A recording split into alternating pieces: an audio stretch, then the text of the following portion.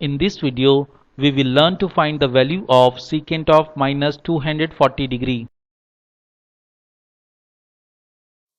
As we know, the trigonometry identity secant of minus x is equal to secant of x. The video explaining how to derive this identity is appearing in the upper right corner. Also, the URL address of the video has been mentioned in the description section. Let us apply the above identity for secant of minus 240 degree. Here x is 240 degree. So secant of minus 240 degree is equal to secant of 240 degree.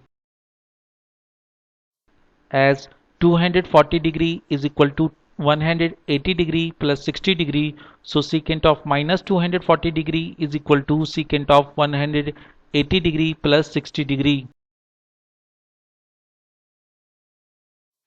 As we know, the trigonometry identity secant of 180 degree plus x is equal to minus secant of x. The video explaining how to derive this identity is appearing in the upper right corner.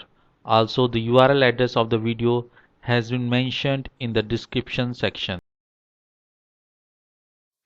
Let us apply the above identity for secant of minus 240 degree. Here x is 60 degree. So secant of minus 240 degree is equal to minus secant of 60 degree.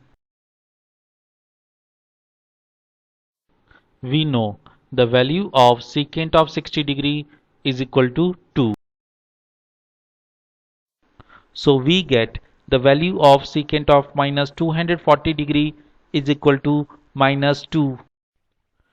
Thanks for watching this video. I hope you liked this video.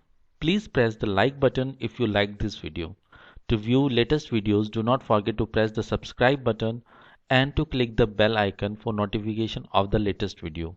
You are most welcome to express yourself about this video in the comment section, or if you want me to develop a video on any other topic. Thank you.